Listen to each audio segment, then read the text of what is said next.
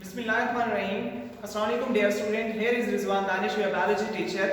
Last time हम discuss कर रहे थे फोटोसिंथेसिस के हवाले से। हमने कहा कि फोटोसिंथेसिस दो फेजेस के अंदर ये रिएक्शन वकूपज़ीर होता है, जिसमें ग्लूकोज की प्रोडक्शन होती है जो कि एक्चुअली प्लांट्स के अंदर फूड कहलाती है। फोटोसिंथेसिस दो रिएक्शन इस तरह से होता है, एक लाइट रिएक्शन होता है जो कि थैलेकॉइड्स के अंदर होता है स्ट्रोमा के अंदर, एक डार्क रिएक्शन होता है जो कि स्ट्रोमा के अंदर होता है। लाइट रिएक्शन थैलेकॉइड्स में होता है क्लोरोप्लास्ट के अंदर, और डार्क रिएक्शन स्ट्रोमा के अंदर वकूपज़ीर होता है। आज हम लाइट रिएक्शन को एक्सप्लेन करेंगे जिसके अंदर लाइट एनर्जी इस्तेमाल होती है in the form of sunlight. तो नंबर वन, पहला काम ये होता है कि लाइट एब्जॉर्ब होती है और इलेक्ट्रॉन जो है इमिट होती है, यानी कि इलेक्ट्रॉन्स की जो एनर्जी है वो इंक्रीज हो जाती है, एक्साइटेड स्टेट में आ जाती है। जैसे उनको एक्साइटमेंट मिलती है तो जैसे एनर्जी ज्यादा बढ़ती है तो वो इमिट हो जाते हैं, इलेक्ट्रॉन वहां से खारिज हो जाते हैं। और क्या होगा, जो इलेक्ट्रॉन निकलेंगे वहां से तो वो एक चेन से गुजरेंगे जिसको हम कहते हैं इलेक्ट्रॉन ट्रांसपोर्ट चेन। इलेक्ट्रॉन जो है एक्सेप्टर वहां पर मौजूद होते हैं जो कि उसको एक्सेप्ट करके इलेक्ट्रॉन ट्रांसपोर्ट चेन में फाइटोक्रोम, साइटोक्रोम वगैरह जो है उनके अंदर भेज देते हैं, और वहां से क्या होता है, एटीपी की प्रोडक्शन होती है, एटीपी प्रोड्यूसेस देयर। तो एक चेंज ये आई, लाइट एब्जॉर्ब हुई, इलेक्ट्रॉन इमिट हुए।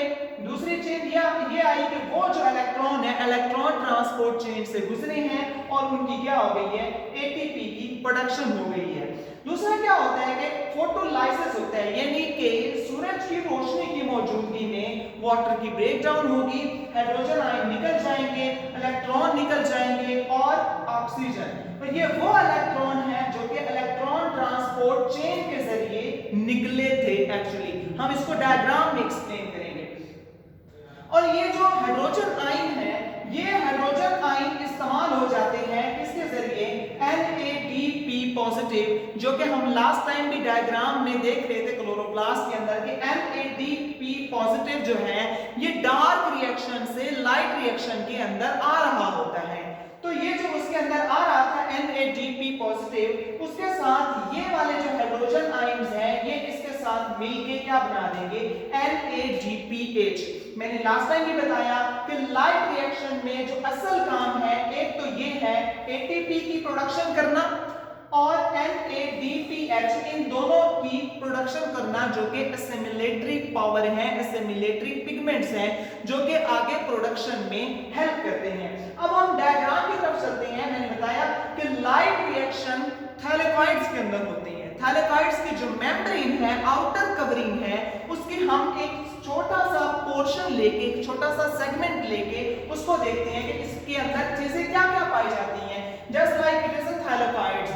आपकी बुक में इस तरह की एक्सप्लेनेशन नहीं है, लेकिन आप ये थोड़ी सी बातें समझ के इसको आसानी से ग्रैब कर सकते हैं, कैप्चर कर सकते हैं। तो थैलेकॉइड्स की जब हमने मेम्ब्रेन को देखा उसमें 5 चीजें हमें दिखाई दी। एक जो है ना फोटोसिस्टम 2, जो हम क्लोरोफिल कह रहे होते हैं, असल में ये जो फोटोसिस्टम है ये जो है मुख्तलिफ जो है पिगमेंट्स का क्लस्टर बना हुआ होता है, गुच्छा बना हुआ होता है। अब ये फोटोसिस्टम 2 है, फोटोसिस्टम 1 है, इसको हम एटीपी सिंथेसिस भी कहते हैं, और इसके अलावा जो है इसको CF पार्टिकल भी कहते हैं। तो एक ये पाया जाता है जो कि एक्चुअली क्या करवाता है, एटीपी की प्रोडक्शन करवाता है, जो कि ये वाली एटीपी बन रही है। तो इस एटीपी की प्रोडक्शन ये करवाता है जिसको हम एटीपी सिंथेसिस एंजाइम कहते हैं। ये एक एंजाइम होता है जिसका होना जरूरी है एटीपी की प्रोडक्शन के लिए। और इसके अलावा जो है इसके अंदर लाइट हार्वेस्टिंग जो है कॉम्प्लेक्सेस पाए जाते हैं, जिनका काम ये होता है कि कुछ लाइट अगर इसने एब्जॉर्ब कर ली है फोटोसिस्टम ने, कुछ लाइट फोटोसिस्टम 1 ने एब्जॉर्ब कर ली है, तो कुछ लाइट जो है LHC लाइट हार्वेस्टिंग कॉम्प्लेक्सेस जो है लाइट को एब्जॉर्ब करके फोटोसिस्टम 2 को प्रोवाइड करते रहते हैं। अब ये इनका एक तमाम इनका फंक्शन भी देख लेते हैं कि ये क्या करते क्या है। फोटोसिस्टम 2 का काम होता है वाटर की ब्रेकडाउन करना, जिसको हम फोटोलाइसिस भी कहते हैं। जो वाटर इसके अंदर आ रहा था लाइट रिएक्शन के अंदर, उस वाटर की ब्रेकडाउन हो जाती है। नंबर 2, लाइट हार्वेस्टिंग कॉम्प्लेक्सेस, इसका काम है ट्रांसफॉर्म करके फोटो सिस्टम 2 को देना। और इसके अलावा फोटो सिस्टम 1 इसका काम होता है रिडक्शन का। कौन सी रिडक्शन? वो ये रिडक्शन है जिसके अंदर हाइड्रोजन जो है NADP पॉजिटिव के साथ मिलके NADPH बनाते हैं, वो फोटो सिस्टम 1 के अंदर हो रहा होता है। और CF पार्टिकल जिसको हम ATP सिंथेसिस कहते हैं, वो ATP सिंथेसिस ये है जिसका काम होता है ATP की प्रोडक्शन करना। नंबर 5 साइटोक्रोम्स, फाइटोक्रोम्स वगैरह जो हैं ये इनका काम होता है, ये इलेक्ट्रॉन ट्रांसपोर्ट चेन के अंदर हेल्प करते हैं। तो इस स्ट्रक्चर के अंदर हमने थोड़ा सा आइडिया ले लिया थैलेकॉइड मेम्ब्रेन का, किसके अंदर कौन-कौन सी 5 चीजें जो हैं पाई जाती हैं। अब इन पांचों का इस्तेमाल हम देखने जा रहे हैं कि ये रिएक्शन होता कैसे, इसका पूरा मैकेनिज्म देखने जा रहे हैं। तो हम देखते हैं कि फोटो सिस्टम 2 जो था, जैसे ही इसके ऊपर सनलाइट पड़ी, सनलाइट पड़ने से फोटोलाइसिस हुई। फोटोलाइट लाइसिस मीन ब्रेकडाउन, यानी कि वाटर की क्या होगी, ब्रेकडाउन होगी, ऑक्सीजन अलग हो गई। ये मैंने नोजायदा है ऑक्सीजन जाहिर की है, जैसे कि किताब में यू भी लिखा हुआ है ऑक्सीजन यानी कि हाफ मॉलिक्यूल। अगर वाटर के 2 मॉलिक्यूल होंगे तो फिर ऑक्सीजन का पूरा मॉलिक्यूल यहां से खारिज होता है। 2 हाइड्रोजन आयन खारिज होते हैं इस वाटर की ब्रेकडाउन से, और 2 इलेक्ट्रॉन खारिज होते हैं। वो 2 इलेक्ट्रॉन किधर जाएंगे, फोटो सिस्टम 2 में। वाटर की ब्रेकडाउन होगी सूरज की रोशनी में, जिसको हम फोटोलाइसिस कहते हैं। वाटर की ब्रेकडाउन से ऑक्सीजन रिलीज हो गई। वो ऑक्सीजन जो कि हम कहते हैं कि फोटोसिंथेसिस के दौरान ऑक्सीजन जो है वो as a by product produce होती है, ये वो ऑक्सीजन है। हाइड्रोजन प्रोड्यूस हो गए और इलेक्ट्रॉन जो बने हैं यहां से खारिज हुए हैं, वो गए हैं फोटो सिस्टम 2 में। सूरज की रोशनी की वजह से ये 2 इलेक्ट्रॉन ये एक्साइटेड स्टेट में आ जाते हैं। ये जैसे जैसे इनकी एक्साइटमेंट बढ़ती है तो ये दोनों इलेक्ट्रॉन यहां से इमिट हो जाते हैं। जब यहां से 2 इलेक्ट्रॉन इमिट होते हैं तो इनको प्राइमरी इलेक्ट्रॉन एक्सेप्टर इनको एक्सेप्ट कर लेता है, इनको कैप्चर कर लेता है और इनको भेज देता है किसके अंदर, इलेक्ट्रॉन ट्रांसपोर्ट चेन के अंदर इसको भेज देता है। इलेक्ट्रॉन ट्रांसपोर्ट चेन इसके अंदर डिफरेंट चेंजेस लाके, जो कि आप हायर क्लासेस में पढ़ेंगे, उस ATP को उसके अंदर ATP में कन्वर्ट कर देता है। क्यों?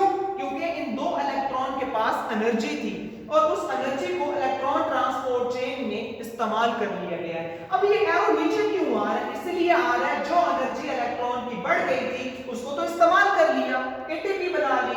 अब जो 2 इलेक्ट्रॉन है उन 2 इलेक्ट्रॉन को फोटो सिस्टम 1 में डाल दिया जाता है। अगर हम यहां तक बात रोक के सबसे पहले इसको देखें तो ज्यादा समझने में आसानी है कि NADPH जो है इसके अंदर प्रोडक्शन कैसे होती है। जिस तरह से लाइट फोटो सिस्टम 2 के ऊपर पड़ रही थी, इसी तरह लाइट फोटो सिस्टम 1 के ऊपर भी पड़ रही है। अब फोटो सिस्टम 1 के ऊपर जब लाइट पड़ रही थी तो यहां से भी 2 इलेक्ट्रॉन क्या हो गए, इमिट हो गए, यहां से खारिज हो गए, एक्साइटेड स्टेट में चले गए। अब वो जो 2 इलेक्ट्रॉन चले गए थे तो इधर 2 इलेक्ट्रॉन का गैप बन गया था।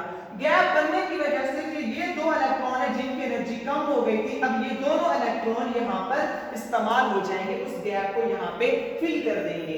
अब ये जो 2 इलेक्ट्रॉन एक्साइटेड स्टेट में गए हैं, अब क्या होगा कि ये वाला जो हाइड्रोजन आयन है ये एनर्जी रिलीज होगी और उस एनर्जी की मौजूदगी में ये जो हाइड्रोजन आयन है, ये वाला वाटर वाला, ये हाइड्रोजन आयन जो है इसके साथ NADP पॉजिटिव के साथ मिलके NADPH बना देते हैं। तो इस तरह से इसके अंदर NADPH भी बन गई, ATP की प्रोडक्शन भी हो गई, ऑक्सीजन रिलीज भी हो गई। तो ये था लाइट रिएक्शन। तो लाइट रिएक्शन में जो चेंजेस आती हैं हमने उनको डायग्राम की मदद से डिस्कस किया।